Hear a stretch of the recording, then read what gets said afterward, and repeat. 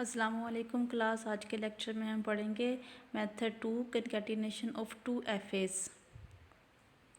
इससे पहले जो हमारी प्रीवियस एक एग्ज़ाम्पल रहती थी जो कि हम मेथड 1 के बारे में डिस्कस कर रहे थे, वो एग्ज़ाम्पल डिस्कस कर लेते हैं। इसके बाद हम मेथड 2 डिस्कस करते हैं। एग्ज़ाम्पल हमारे पास है, let R1 equals to a plus B into A plus B whole static and the corresponding F A B. जो हमारे पास है A plus B into A plus B whole static, ये हमारे पास है। जैसे कि देखें, x1 हमारे पास इनिशियल और एंडिंग स्टेट है, फाइनल स्टेट है, और x2 हमारे पास जो है वेटिंग स्टेट है। तो अगर हम कहीं भी मूव नहीं कर रहे तो हम जो है इनिशियल स्टेट पर भी हैं और फाइनल स्टेट पर भी हैं। और अगर हम x2 पर जाते हैं, या तो हम a रीड करेंगे या फिर हम b रीड करेंगे। जैसा कि आपको यहाँ पर एक्सप्रेशन में नज़र आ रहा है a प्लस बी, इसका मतलब है या तो हम a रीड करेंगे या फिर b रीड करेंगे। और अगर हम x2 पर चले गए तो वापस हमें x1 पर आना ही पड़ेगा। इस वजह से या तो हम a रीड करेंगे या फिर b रीड करेंगे। इस वजह से इसके ऊपर आ गया हुआ है होल स्टैटिक। स्टैटिक का मतलब है नल भी एग्जीक्यूट हो सकता है ये एक्सप्रेशन एक दफ़ा एग्जीक्यूट हो सकता है ये एक्सप्रेशन जो है 2 टाइम या मल्टी टाइम जो है एग्जीक्यूट हो सकता है अकॉर्डिंग टू सिचुएशन। तो इस एक्सप्रेशन को हमने कह दिया हुआ है R1।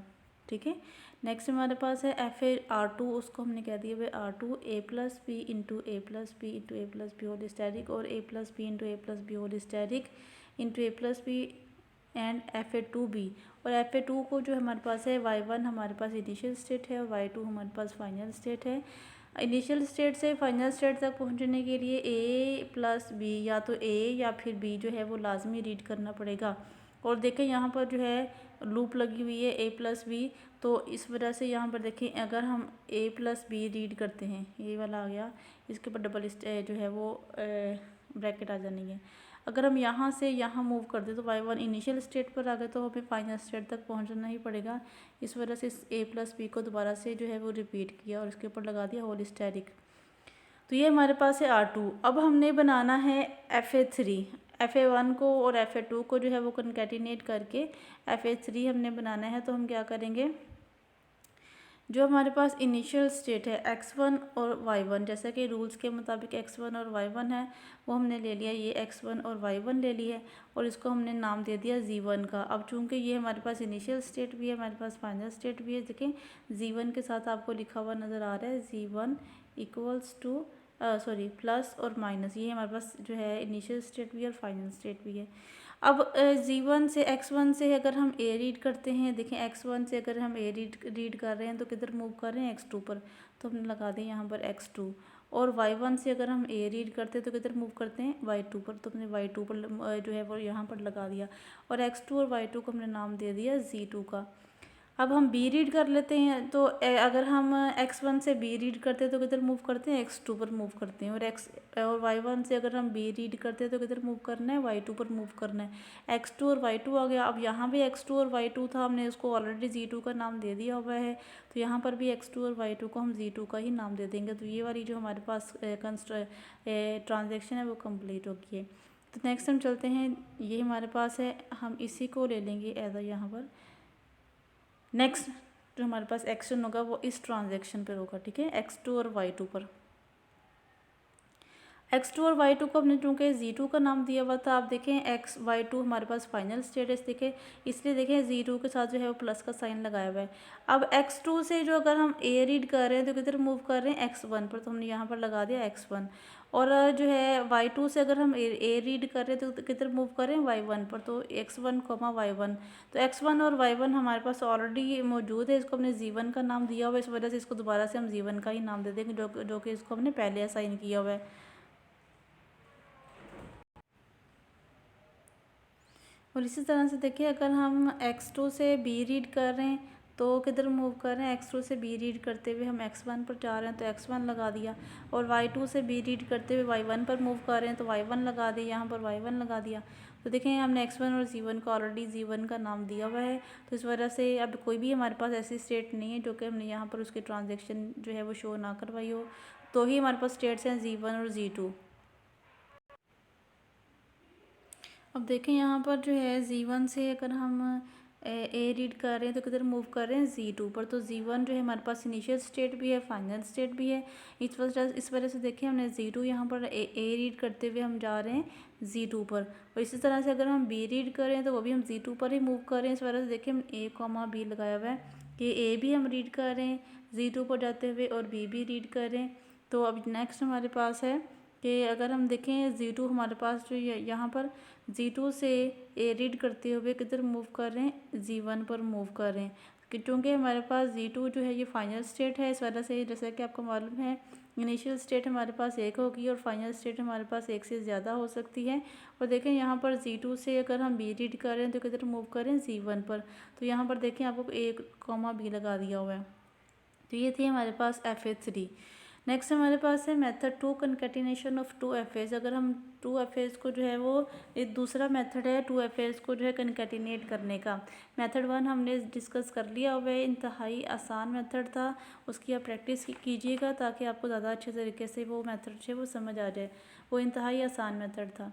अब मेथड 2 जो है हम डिस्कस कर लेते हैं। Using the FAs corresponding to R1 and R2 an FA can be built corresponding to R1 into R2. This method can be developed considering the following example. Example हमारे पास है let R1 equals to A plus B into whole asterisk into B defines L1 and FA1B। अगर हम कहें कि हमारे पास है A plus B whole asterisk into B, तो देखिए यहाँ पर x1 हमारे पास इनिशियल स्टेट है, x2 हमारे पास फाइनल स्टेट है। x1 के ऊपर लूप लगा दी A की और x2 पर लूप लगा दी B की। x1 से जो है वो B लाजमी हम रीड कर रहे हैं फाइनल स्टेट तक पहुंचने के लिए। और R2 हमारे पास है A plus B whole asterisk into AA into A plus B whole asterisk, यानी कि इसका मतलब है कि फाइनल स्टेट तक पहुंचने के लिए हम AA लाजमी रीड कर रहे हैं। तो देखिए हमारे पास यहाँ पर 3 स्टेट्स हैं y1, y2 और y3। y1 से अगर हम A रीड करें तो y2 पर मूव करेंगे, y2 से A रीड करें तो y3 पर मूव करेंगे, यानी कि AA हम लाजमी रीड करेंगे फाइनल स्टेट तक पहुँचने के लिए। और A plus B whole asterisk into A plus B whole asterisk जो है वो ऑप्शनल है। Let FA3 be an FA corresponding to R1 and into R2। अगर हम सपोज करते हैं कि FA3 जो हमारे पास है वो FA होगी जो कि किसके corresponding होगी, R1 के और R2 के। Then the initial state of FA3 must corresponding to the initial state of FA1।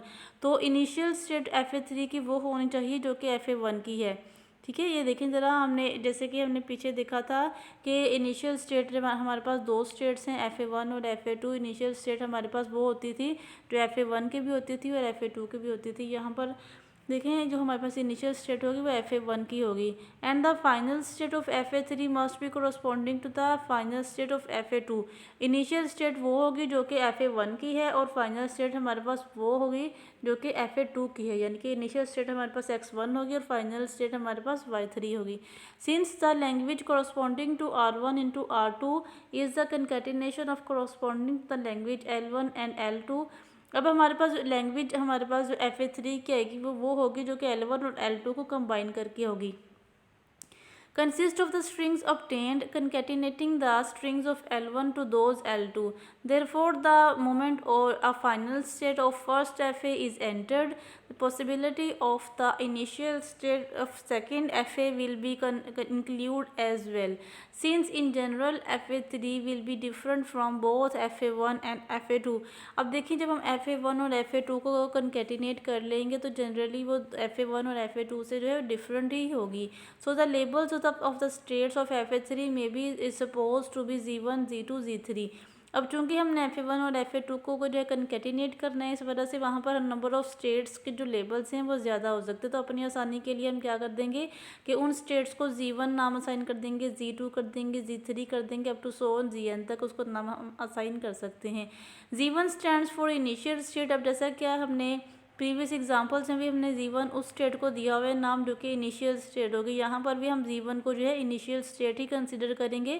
Since Z1 corresponds to the states x1, so there will be 2 transitions separately for each letter read at Z1। It will gives two possibilities of states which correspond to either Z1 or different from Z1. This process may be expressed in the following transition table for all possible states of FA3. देखिए यहाँ पर हमारे पास FA1 दिया हुआ है, FA2 दिया हुआ है, इसका हमने FA3 जो है वो बिल्ड करना है। यहाँ पे भी हम जो है वो ट्रांजिशन टेबल के थ्रू ही FA3 जो है वो बिल्ड करेंगे। अब जो है ट्रांजिशन टेबल हम कैसे बना सकते हैं, FA1 और FA2 का जो हमारे पास देखें हमने कहा था इनिशियल स्टेट वो होगी जो कि हमारे पास है FA1 की। ये थोड़ा सा ना डिफरेंट मेथड है पहले वाले मेथड से। अब हमने x1 को जो है चूँकि x1 हमारे पास FA1 हमारे पास ये है तो इसकी हमने इनिशियल स्टेट ले लेनी है x1 और इसको नाम असाइन कर देना है Z1 का। अब x1 से a रीड करते हुए हम किधर मूव करें, x1 पर ही रह रहे हैं और इसको हमने चूँकि Z1 का नाम असाइन किया हुआ है इसका भी हम नाम Z1 ही रखेंगे। और x1 से b रीड करते हुए किधर मूव करें, x2 पर। तो x1 से b रीड करते हुए हम मूव कर रहे हैं x2 पर और जो है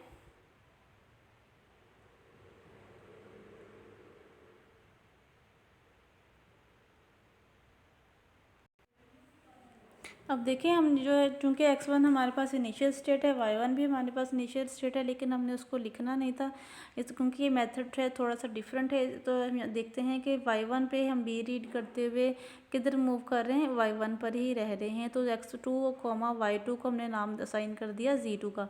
तो पहली वाली रो हमारे पास कंप्लीट होगी। सपोज करें ये फ़िलहाल हमारे पास नहीं है, ठीक है, तो पहली वाली रो हमारे पास कंप्लीट होगी। अब नेक्स्ट हमारे पास क्या है, हम यहाँ पर x1 तो चूँकि हमने उसको एवेलुएट कर लिया हुआ है, हम किसको लेंगे, हम यहाँ पर x2 y2 को यहाँ पर लिखेंगे। अब इसको हम एवेलुएट करेंगे। अब x2 और y1 सबसे पहले हम x2 को जो है वो देख लेते हैं। x2 पर हम a रीड करते हुए किधर मूव कर रहे हैं, x1 पर, और x2 पर हम b रीड करते हुए हम किधर मूव कर रहे हैं, x2 पर ही रह रहे हैं। तो x2 वाला काम कंप्लीट हो गया। अब देखें y1 की बारी आ गई। हम यहाँ पर सपोज करते हैं कि x2 हमारे पास नहीं है, तो y1 पर b रीड करते हुए हम मूव कर रहे हैं y2 पर। देखें कोमा लगा के y2 लगाया हुआ है, और y1 से b रीड करते हुए हम मूव कर रहे हैं y1 पर। तो ये वाली हमारी रो भी कंप्लीट हो गई है। अब थर्ड रो की बारी है। अब चूँकि हमने Z1 भी एवेलुएट कर लिया, Z2 भी एवेलुएट कर लिया, अब किसकी बारी है, Z3 की। तो हम Z3 को यहाँ पर लिख लेंगे। अब Z3 में हमारे पास x1 y2 है। तो पहले हम सपोज करते हैं कि x1 हमारे पास है, फिलहाल y2 हमारे पास नहीं है। तो x1 से हम a रीड करते हुए किधर मूव कर रहे हैं, x1 पर ही रह रहे हैं, और x1 से b रीड करते हुए किधर मूव कर रहे हैं, x2 पर जा रहे हैं। तो यहाँ पर देखिए x2 लगा दिया। अब बारी है हमारे पास किसकी, y2 को। अब हम सपोज करते हैं कि x1 हमारे पास नहीं है। अब y2 से हम a रीड करते हुए किधर मूव कर रहे हैं, y3 पर। y2 से हमने a रीड किया तो y3 पर चले गए, और y2 से b रीड किया, y2 से हमने b रीड किया तो किधर मूव कर गए, y1 पर। तो हमने लगा दिया y1। अब x1 y3 को हमने नाम असाइन कर दिया Z4 का, और x2 y1 हमारे पास ऑलरेडी Z2 हमारे पास अवेलेबल है, इस वजह से इसको वही नाम असाइन करेंगे जो कि पहले इसको असाइन किया हुआ है।